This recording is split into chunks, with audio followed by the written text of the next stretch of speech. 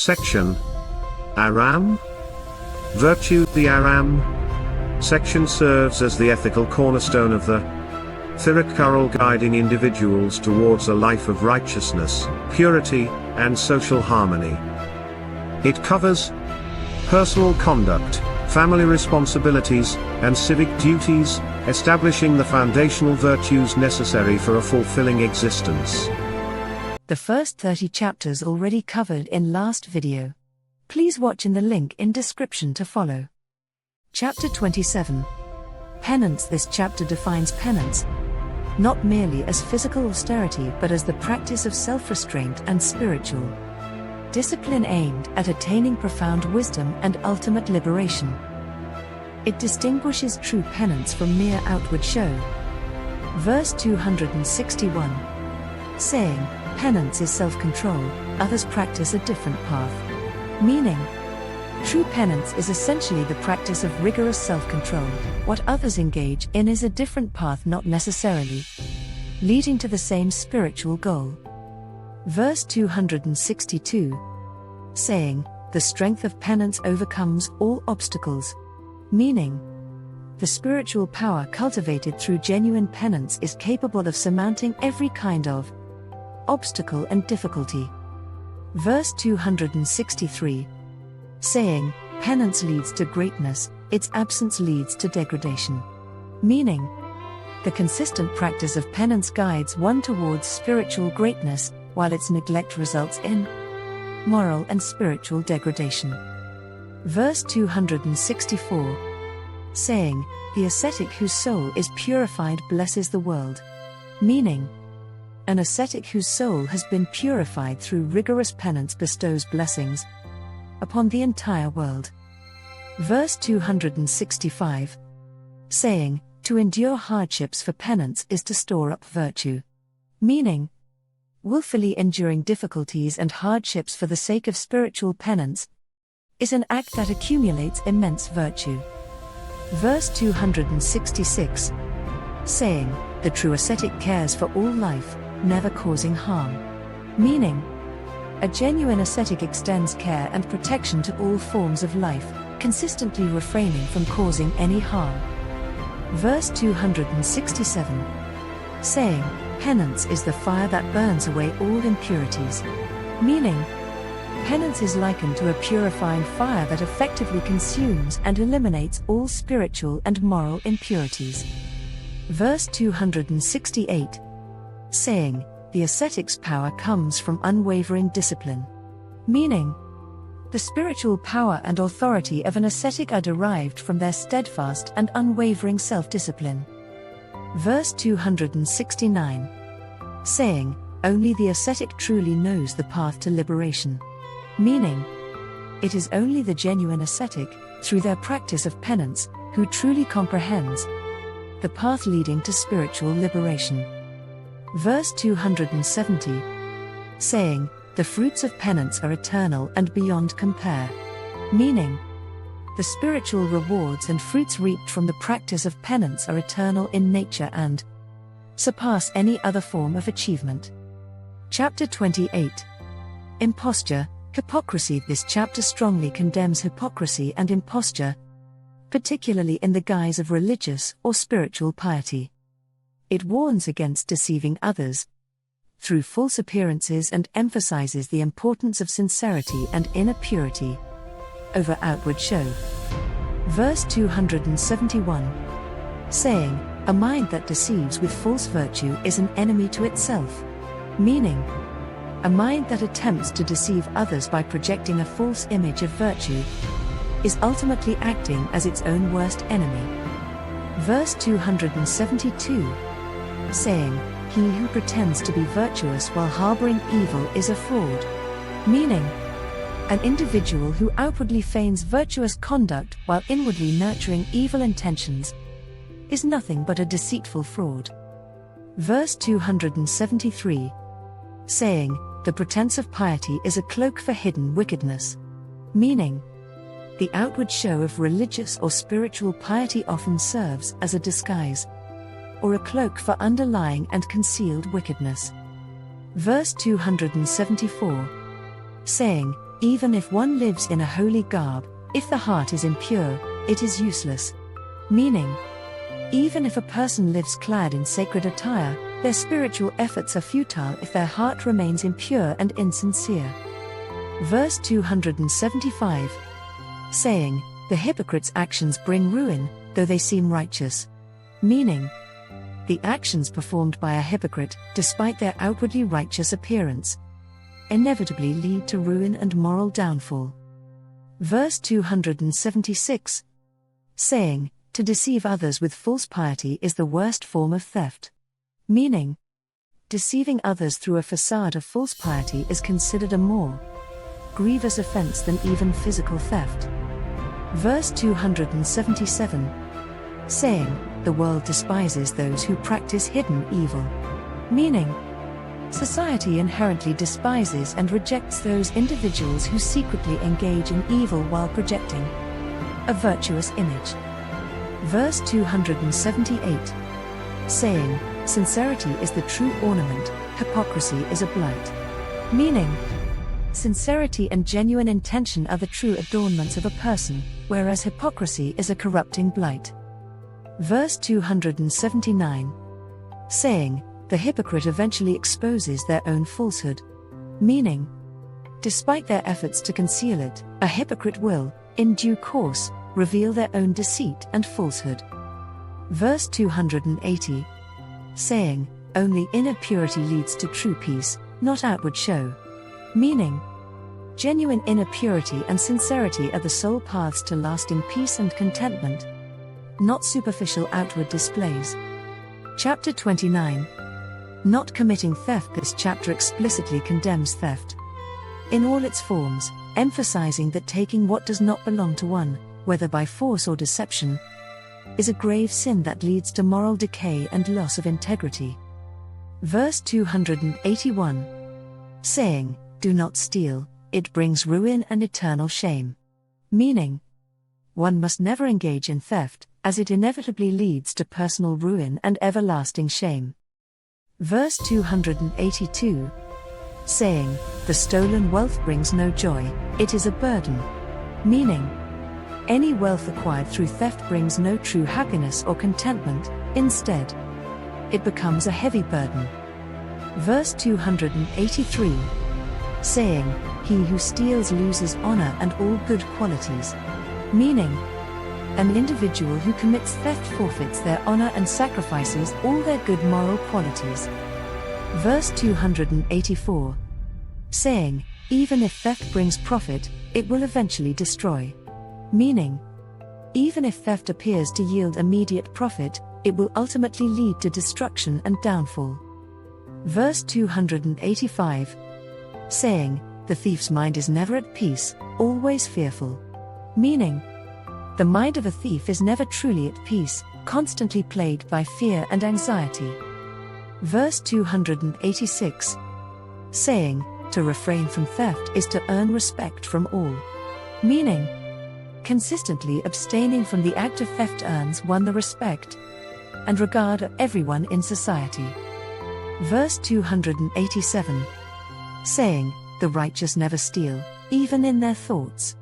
Meaning, individuals who are truly righteous and virtuous never contemplate theft, not even in their innermost thoughts. Verse 288. Saying, the world despises the thief, rejecting their presence.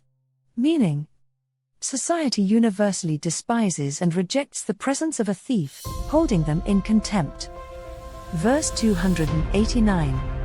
Saying, the wealth gained by theft is a poison that corrupts. Meaning, wealth that is acquired through theft is likened to a poison that corrupts both the individual and their life. Verse 290. Saying, only the pure heart is free from the stain of theft. Meaning, it is only a heart that is truly pure and unblemished that remains entirely free from the defiling stain of theft. Chapter 30. Not deceiving. This chapter focuses on the virtue of truthfulness and sincerity, condemning deceit and falsehood. It asserts that honesty in word and deed is a cornerstone of moral character, essential for trust and integrity. Verse 291. Saying, truthfulness is to speak words that cause no harm. Meaning, true truthfulness lies in speaking words that are utterly devoid of any intention or capacity to cause harm to others. Verse 292. Saying, better silence than a lie, however small it seems. Meaning, it is morally superior and preferable to remain silent rather than to utter a lie, regardless of how insignificant it may appear. Verse 293. Saying, the truthful heart is revered by all, even by gods. Meaning, a heart that is consistently truthful and sincere earns reverence from all beings, including divine entities. Verse 294. Saying, truth is the lamp that guides one through all darkness. Meaning, truth serves as a guiding light that effectively dispels all forms of darkness, leading one through life's challenges. Verse 295. Saying, to speak truth is to possess the greatest virtue. Meaning, the act of consistently speaking the truth is tantamount to possessing the most exalted and profound virtue. Verse 296. Saying, the truthful man's words carry power and conviction. Meaning, the words uttered by a truthful individual possess inherent power and conviction, inspiring trust and belief. Verse 297. Saying, sincerity in speech brings peace to the listener. Meaning, sincerity and honesty in one's speech bring a sense of peace and reassurance to the person who is listening. Verse 298. Saying, the liar loses trust, no one believes their words. Meaning, an individual who habitually lies forfeits the trust of others, leading to a situation where their words are no longer believed. Verse 299. Saying, to speak truth, even when difficult, is noble. Meaning, to utter the truth, even when doing so presents significant challenges or discomfort, is an act of profound nobility. Verse 300. Saying, truth is the essence of piety, all else is mere show. Meaning, truthfulness is the fundamental essence of true piety and spiritual devotion. All other outward displays are superficial. Thank you, and please wait for the next chapters of the words of wisdom from Thirukkural. Chapter 31. Not yielding to anger. This chapter strongly advises against succumbing to anger, emphasizing its destructive nature for both the individual and their relationships. It promotes patience and self-control as virtues that lead to peace and respect. Verse 301. Saying, conquer anger, it is a deadly enemy within. Meaning, one must actively conquer and overcome anger, as it acts as a perilous internal adversary that causes immense harm. Verse 302. Saying, yield not to anger, even if it seems justified.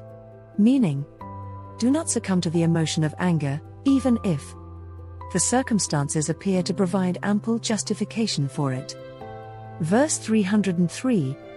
Saying, the angry man harms himself more than his foe. Meaning, an individual consumed by anger inflicts greater harm upon themselves than upon their intended adversary. Verse 304. Saying, anger destroys one's wisdom and good name.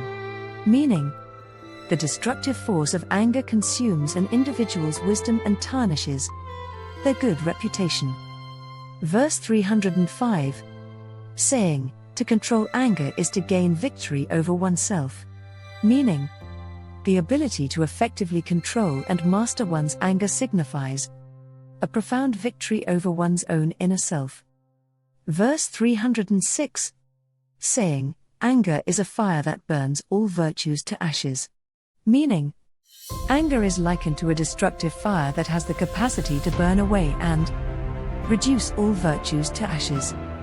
Verse 307. Saying, he who quells anger earns respect from all. Meaning, an individual who successfully suppresses and overcomes their anger gains the respect and admiration of everyone. Verse 308.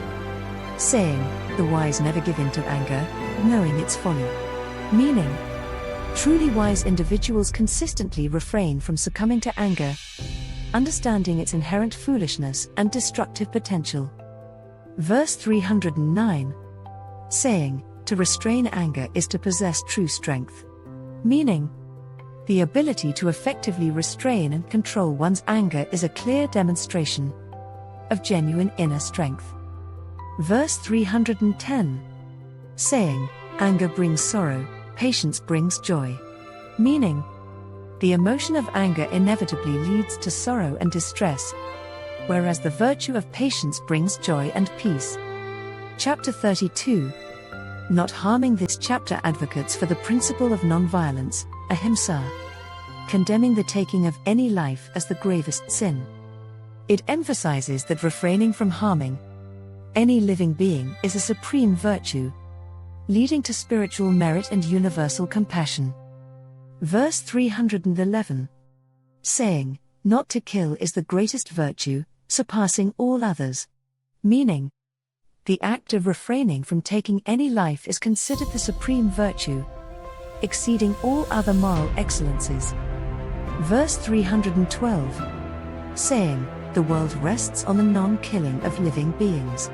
Meaning, the very foundation and harmonious existence of the world depend upon the principle of not killing living beings. Verse 313, saying, "He who takes no life secures his own life's welfare." Meaning, an individual who refrains from taking any life thereby ensures their own well-being and longevity.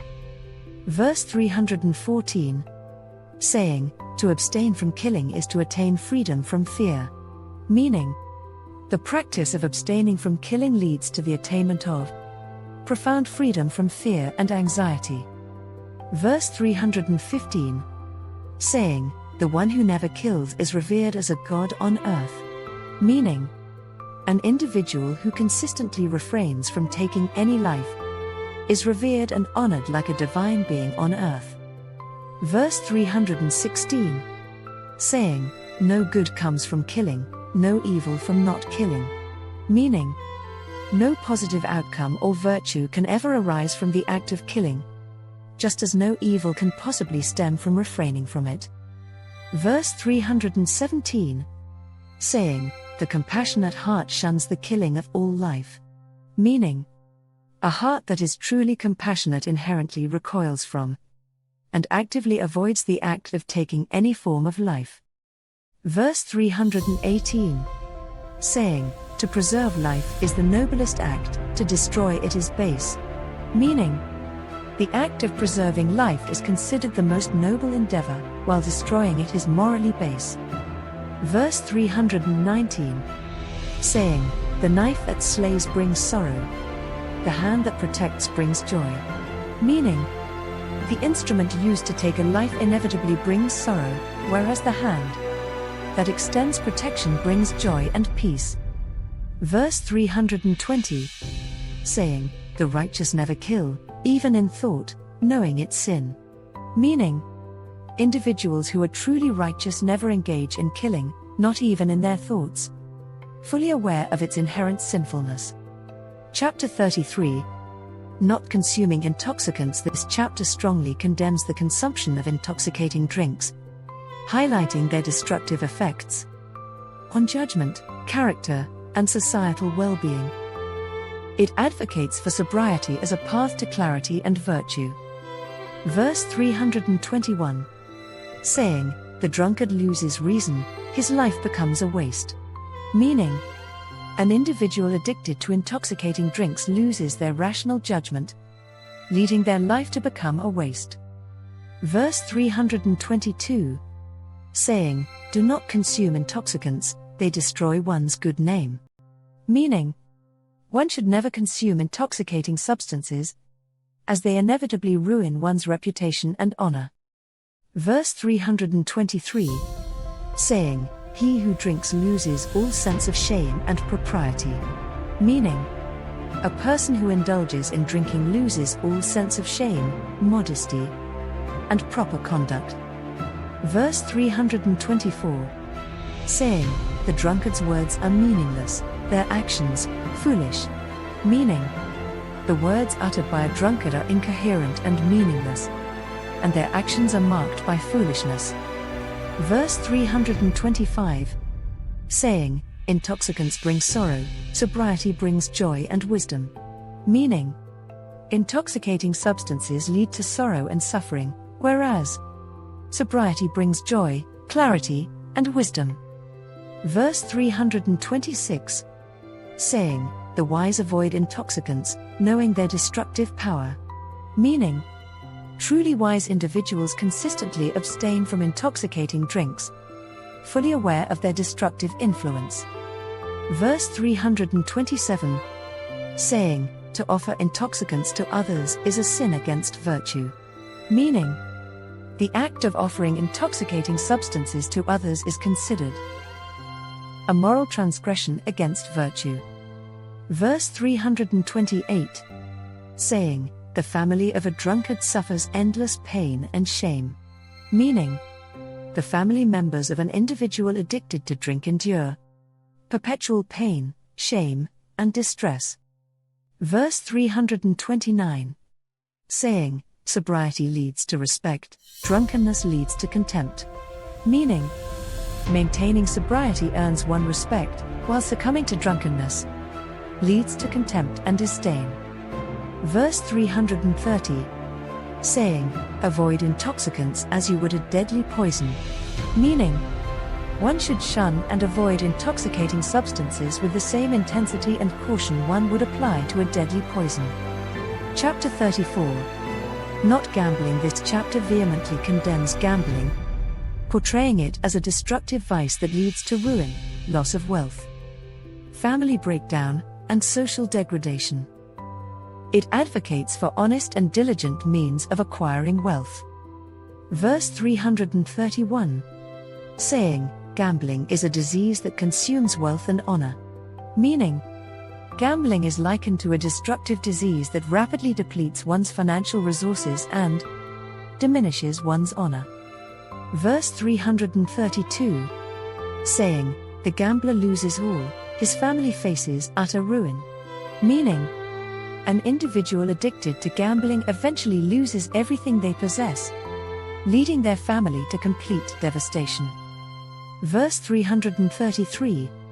Saying, do not gamble, even for a small stake, it leads to greater loss. Meaning, one should never engage in gambling, even for seemingly small amounts, as it inevitably leads to greater financial and personal losses. Verse 334. Saying, the gambler's mind is never at peace, always restless. Meaning, the mind of a gambler is perpetually restless and agitated, never finding true peace or contentment. Verse 335. Saying, gambling destroys friendships and creates enmity. Meaning, the vice of gambling has the power to ruin existing friendships and sow seeds of hostility between people. Verse 336. Saying, he who gambles loses his wisdom and good judgment. Meaning, an individual who indulges in gambling forfeits their wisdom and impairs their ability to make sound judgments. Verse 337. Saying, the house of a gambler is a house of sorrow and distress. Meaning, the home of a person addicted to gambling becomes a place filled with perpetual sorrow, distress, and unhappiness. Verse 338. Saying, to earn wealth honestly is virtue, to gamble is sin. Meaning, acquiring wealth through honest and diligent means is virtuous, whereas resorting to gambling for gain is a grave sin. Verse 339. Saying, the wise avoid gambling, knowing its destructive power. Meaning, truly wise individuals consistently abstain from gambling, fully comprehending its devastating power. Verse 340. Saying, gambling brings shame, honest labor brings respect.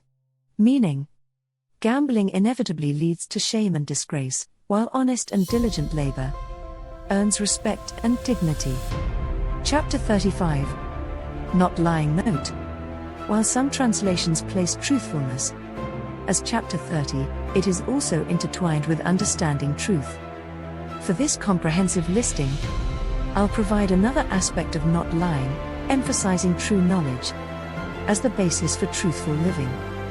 This chapter focuses on the purity of mind required for truthfulness, emphasizing that deep insight into reality prevents one from uttering falsehoods. It connects intellectual honesty with moral integrity. Verse 341. Saying, true knowledge comes from seeing things as they are. Meaning, genuine knowledge is attained by perceiving and understanding things in their true, unadulterated reality, free from delusion. Verse 342. Saying, those who know the truth never speak what is false. Meaning, individuals who possess a profound understanding of truth will never, under any circumstances, utter falsehoods. Verse 343. Saying, falsehood springs from ignorance, truth from clarity. Meaning, deception and falsehood originate from a state of ignorance, whereas truth emerges from clarity of understanding. Verse 344. Saying, to speak a lie is to betray one's own intellect. Meaning, the act of speaking a lie is tantamount to betraying and demeaning one's own faculty of intellect and reason. Verse 345. Saying, the wise, even in jest, do not utter a falsehood. Meaning, truly wise individuals, even when engaging in light-hearted jest, refrain from uttering any form of falsehood. Verse 346. Saying, sincerity of speech is a sign of inner purity. Meaning, honesty and sincerity in one's verbal expression are a clear indication of a person's inner purity and integrity. Verse 347. Saying, he whose words are true finds trust in every heart. Meaning, an individual whose words are consistently truthful and reliable earns the trust and confidence of everyone. Verse 348. Saying, the truthful one's life is a beacon of righteousness. Meaning, the life led by a consistently truthful person serves as a guiding beacon of righteousness for others to follow. Verse 349. Saying, better to speak harsh truth than a sweet lie. Meaning, it is morally superior to speak a harsh truth, even if unpleasant, than to utter a pleasing falsehood. Verse 350. Saying, the ultimate truth leads to liberation and peace. Meaning, the attainment of ultimate truth culminates in spiritual liberation and profound, lasting peace. Chapter 36. Not coveting another's flesh. Note, this chapter is sometimes interpreted as part of the broader not desiring another's wife or a deeper exploration of purity in thought and desire, specifically avoiding lustful thoughts. This chapter delves into the control of lustful thoughts and desires, particularly concerning those that belong to another, emphasizing that purity of mind is paramount for inner peace and virtuous conduct. Verse 351. Saying, purity of mind guards one from desiring another's flesh. Meaning, a mind that is truly pure and disciplined naturally protects one from harboring lustful desires for another's body. Verse 352. Saying, desiring another's flesh pollutes the soul and brings ruin. Meaning, the act of desiring another's flesh corrupts the soul and inevitably leads to personal downfall and degradation. Verse 353. Saying, the one who controls this desire gains true spiritual strength. Meaning, an individual who successfully controls and masters the desire for another's flesh attains genuine spiritual strength and inner power. Verse 354. Saying, even a fleeting thought of lust brings shame to the virtuous. Meaning, even a momentary or fleeting thought of lust is considered to bring shame to a person striving for virtue. Verse 355. Saying, the purity of heart is the greatest protection from this sin. Meaning, a heart that is truly pure and unblemished serves as the most powerful shield against the sin of lust. Verse 356, saying, to look upon another with lust is to lose one's inner peace. Meaning, casting a lustful gaze upon another person inevitably results in the forfeiture of one's own inner peace and tranquility. Verse 357, saying, the wise guard their eyes and mind from such polluting desires.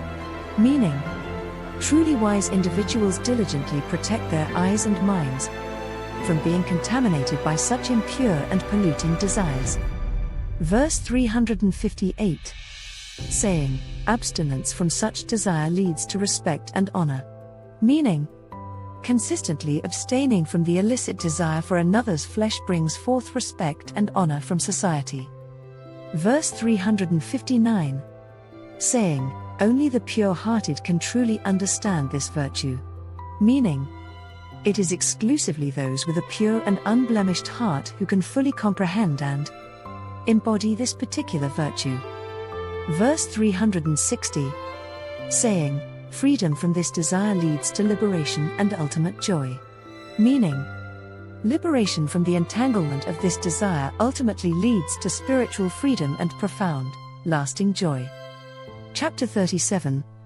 Not speaking ill of kings. Note, while not speaking ill of kings usually means the greatness of a king and falls under Paul, some interpretations in Aram consider the virtue of not speaking ill of authorities as part of good conduct, especially in ethical discourse, focusing on respect for order. This chapter, in the context of Aram, can be interpreted as emphasizing the virtue of respectful speech and conduct towards those in authority, particularly rulers, recognizing the importance of stability and order for a virtuous society.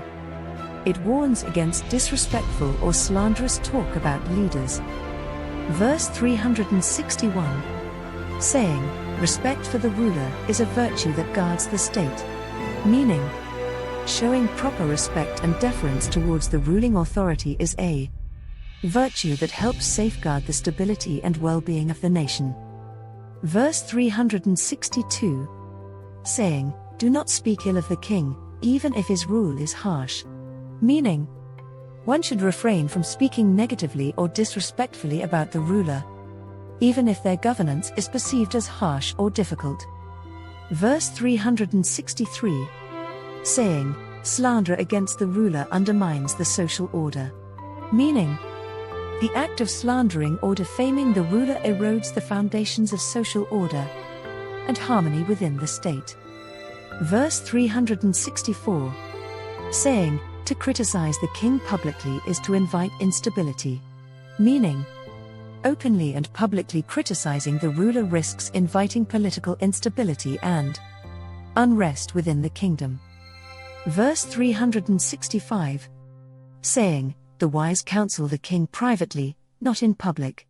Meaning, wise individuals offer their advice and counsel to the ruler in private, rather than publicly challenging their authority. Verse 366, saying, respect for authority is a sign of good upbringing. Meaning, demonstrating respect for those in positions of authority is an indication of a person's good upbringing and proper education. Verse 367, saying, the king's strength comes from the respect of his subjects. Meaning, the power and effectiveness of a king's rule are derived from the respect and obedience shown by his subjects.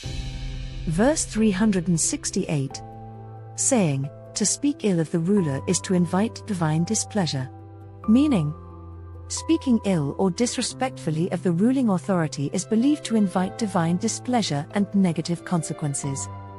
Verse 369, saying, the good subject supports the king, even in adversity. Meaning, a truly good subject stands by and supports the king, even during times of adversity or challenge. Verse 370, saying, a kingdom flourishes when its people respect their ruler. Meaning, a kingdom experiences prosperity and peace when its citizens exhibit respect and loyalty towards their ruler. Chapter 38. Fate, Karma. This concluding chapter of Aram addresses the concept of ooze, or fate/karma, acknowledging its powerful influence on human life and actions. It suggests that while virtue is paramount, one must also understand the role of destiny and its implications for ethical effort and outcomes. Verse 371, saying, "Fate is a power that precedes all human effort." Meaning, the force of fate or destiny is a potent power that existed and operates prior to and often, irrespective of human endeavor. Verse 372, saying, "What is destined to happen will happen, however one tries." Meaning, that which is predetermined by fate will inevitably come to pass, regardless of how much effort one exerts to alter it. Verse 373, saying, "Fate often obstructs the path of virtue, yet one must strive."